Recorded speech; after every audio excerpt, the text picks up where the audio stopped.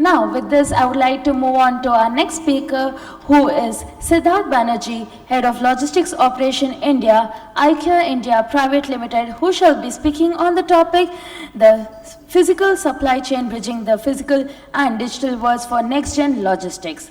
With a rich background in strategic supply chain management, Siddharth has played a key role in driving IKEA's transformation towards more agile, customer-centric, and sustainable operations in India. His leadership has been pivotal in integrating innovative logistic practices that align with IKEA's global vision of creating a positive impact on people and the planet.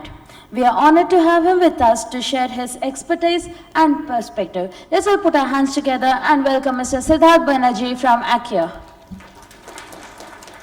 Hello friends, good morning. I hope we are all doing fine today, right? A Thursday.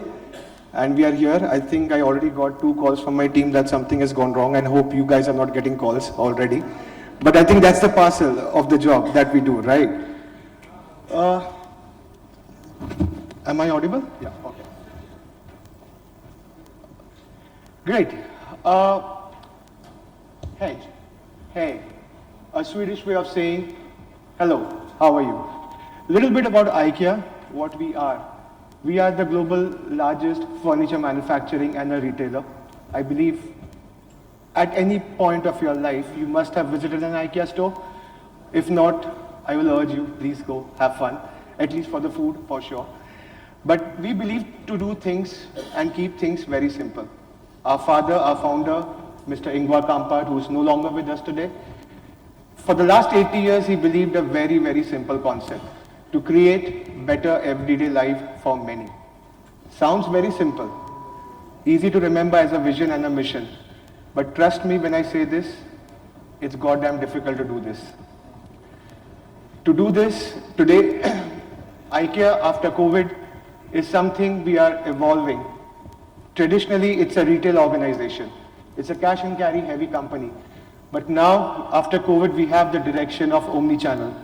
And that's where we are heading, and that's how the entire technology concept, the entire tech stack, the architecture comes into place. And I'm going to speak to you about how digital twin for supply chain is actually helping us to bridge that gap.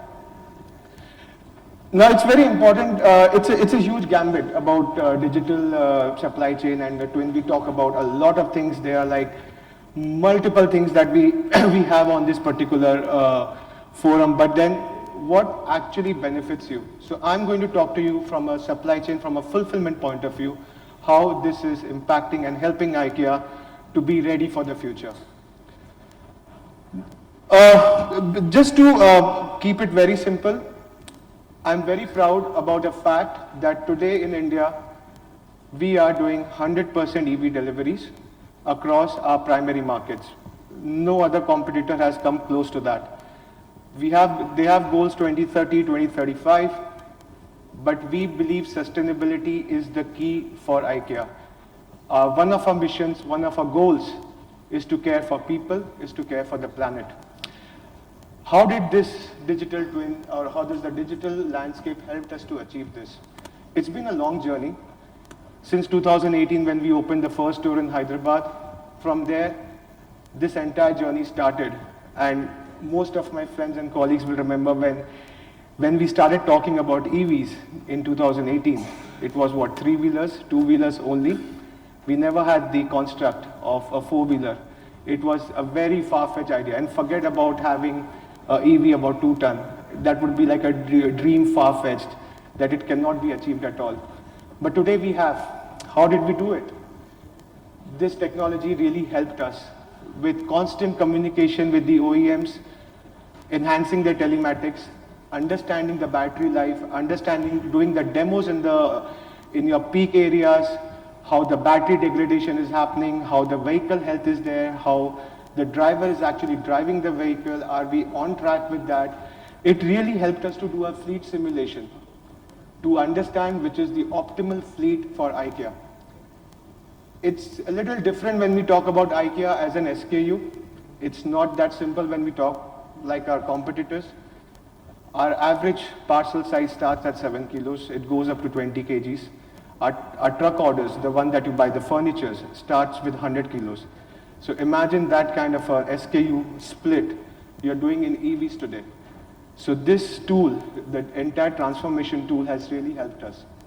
Not only the EV battery and the health of the vehicle, but also replicating the entire last mile network. To give you a little bit of a background how we run our network, we are a little bit different from the market. We run our own dedicated supply chain across our primary markets. And when I say a primary market, we are talking about the markets where our stores are present. You must have seen the big blue boxes. Those are our big stores. So that's in Hyderabad, Bangalore, and Mumbai. So we run our own dedicated network over there. In Delhi, we have a central distribution center, which is purely doing e-commerce load today. We are in the process of coming up with the stores eventually in the future, but even Delhi market for us today is 100% EV. Then comes our fulfillment center layout planning. Now, for us, we have approximately 6,500 to 7,000 SKUs that we do. That's we call as articles, that's a range. It's very important for us to understand which is a fast-moving article, which is a slow-moving articles, how the shelf or the racking is supposed to happen, what is the placement is supposed to happen. I will talk more about this in the IoT slide coming forward, but actually this really helps us in doing the fulfillment center planning, not only from a warehouse perspective, but even from a last mile distribution perspective as well. And of course, yes, reverse, one of the biggest pain area and the most money burning topic for all of us. With technology and with the help of AI and machine learning, it really helps us to do route planning and route sequencing, which in general language, what I'm talking about here is that it will actually club your forward load with the reverse load.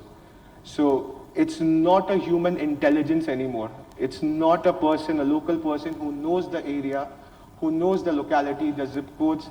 They are going to do a planning of your run sheets. It's the entire AI system that will do it for you. Now, when we talk about IoT and connected logistics systems, we are talking about multiple aspects or a gambit of features. Like for Meenakshi, she will have a different requirement altogether, and I was really impressed looking at your IoT and the integrated logistics system. I wish we reached there someday. But taking a step back, we are talking more from a supply chain perspective, and we talk more from an inbound. So most of our imports, which is coming from Southeast Asia and the European markets, we will have location tracking system. Of course, the shipping line will have it. But it's more important that how we are doing it from a last mile fulfillment, because we are purely a B2C organization. It's very important how the customer is able to track their orders, where it is, when it is going to reach to you. Because imagine if I tell you that you have to wait from 9 a.m. to 9 p.m., just be at home because I'm going to come to deliver your goods. Taking the day off, getting out of your busy schedule. Not working, right?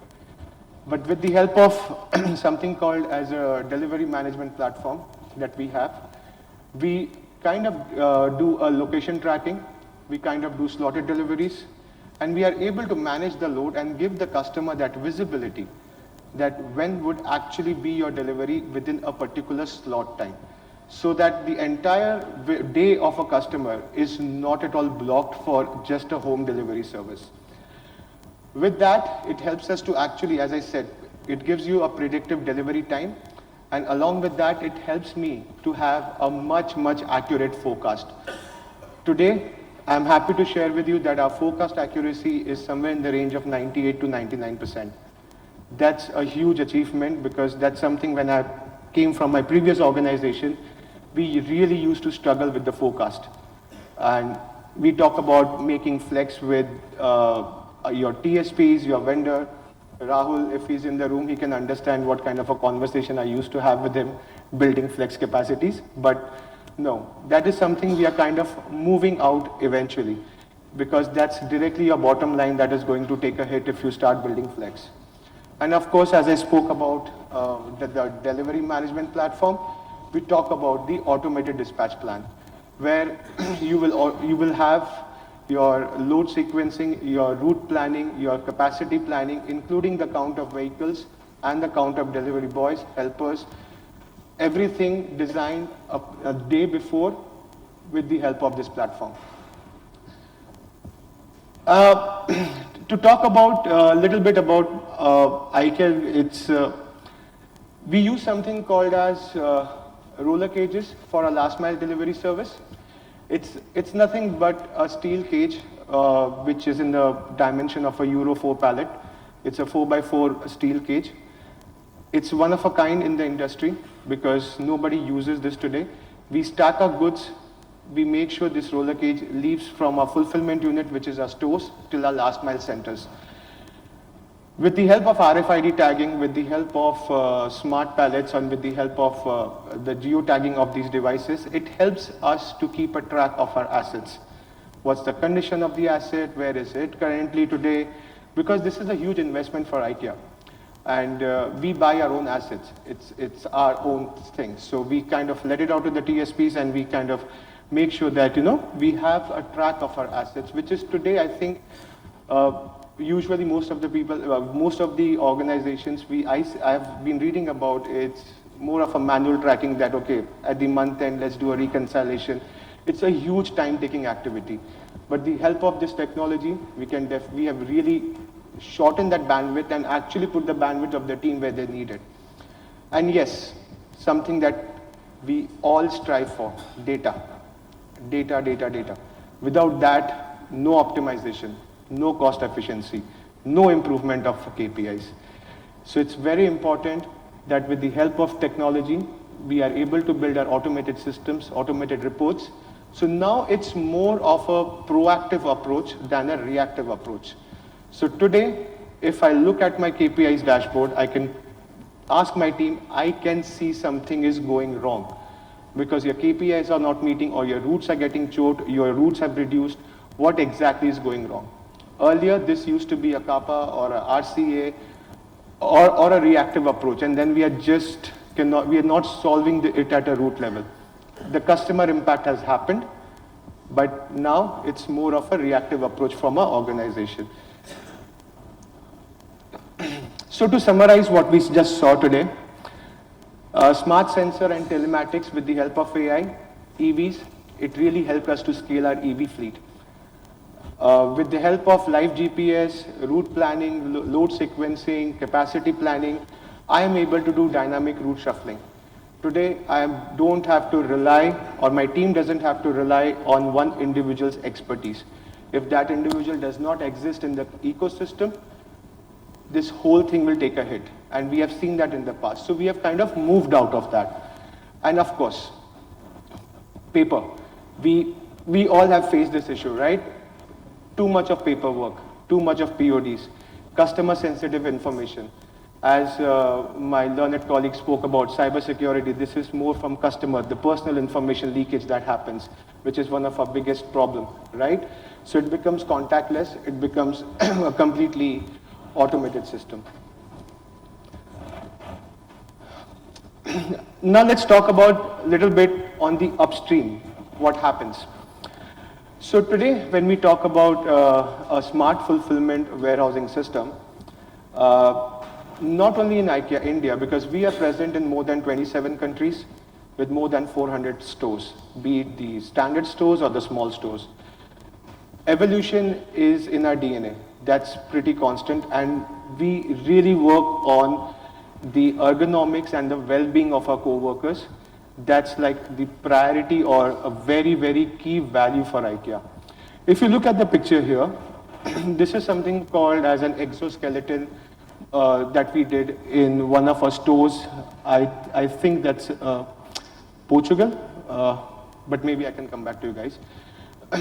Here, with the help of the exoskeleton, the posture of the person who is lifting our packs, if you see that article over there, that's called a packs. It's a cupboard, which is in a knockdown condition. You have to open it and you have to assemble it. The exoskeleton structure helps you to maintain your body posture without taking a hit on your lower back or on your tailbone or on your spinal cord. This has increased the productivity and I would say the happiness meter for our co-workers. So today, when they were doing a picking of a truck order, we used to send 2 to 3 co-workers to do it. That has really come down. It helps in utilizing or increasing your efficiency. Similarly, I have a small video in the next slide. So we have something called as quadcopters that's implemented in Sweden. It's nothing but a drone system. It's completely automated. I would say it is something between a traditional AI and a Gen AI. It's something in between that. Because that helps you to have a real-time inventory check and an inventory control. I will show you that video in the next slide. There are more than 100 drones in one unit that is constantly monitoring and keeping a track of your inventory. With that, your replenishment is auto-triggered. You know exactly where your articles are. With this data, you will be able to know which is your fast-moving article, which is your slow-moving article.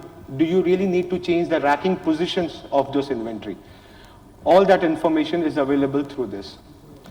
And of course, when we talk about racking, our stores are around 40,000 square meter, 44,000 square meter. That's around 4.5 lakh square feet.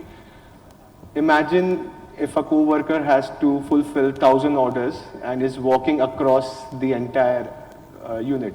I did that once. I think I clocked 20,000 steps in one day. So that was a lot for me. So with the help of this data, you are able to actually optimize your space. Keep it very close to your co-workers. Keep it very, I would say, make it more ergonomic and health friendly. Can we play the video on the corner?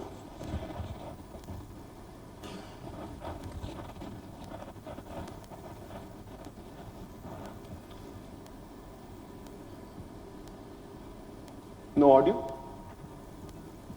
Okay. I always say that if you don't hear the audio, think about your favorite song in your mind and then look at the video. You will never forget it. So this is a quadcopter. This is how all our shells are barcoded, RFID tag. It keeps on roaming around in the entire IKEA store and it will keep on giving you a real-time visibility. So because our stores are also a cash and carry stores where you have customers walking in, it leads to a lot of availability issues where, let's say you order a packs, there is only one stock left, a cash and customer came in and he picked up the packs. So I will not be able to fulfill that order which has come through e-commerce. But with the help of drones, with the help of live inventory tracking, you are more proactive. You are able to keep a track of all your goods. Of course, as I said, your forecast is much more improved. You have the right stock at the right time, at the right place. You are able to identify your fast-moving goods, and of course, you are able to reduce your problem statement of overstocking or understocking. Lastly, Mr. Ingvar, who is our father, who is our founder, he always said one thing: most things are still remain to be done. Even after 80 years in this industry, we feel that we have still just scratched the surface. We still have a long way to go. And I hope I'm able to get good ideas from my friends and colleagues over here today. Thank you so much for listening to me. Have a good day. Thank you.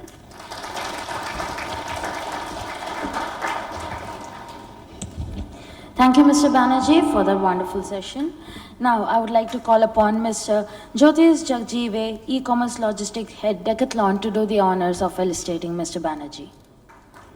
Can you please have a huge round of applause for Mr. Siddharth Banerji for giving a very insightful and a crisp session.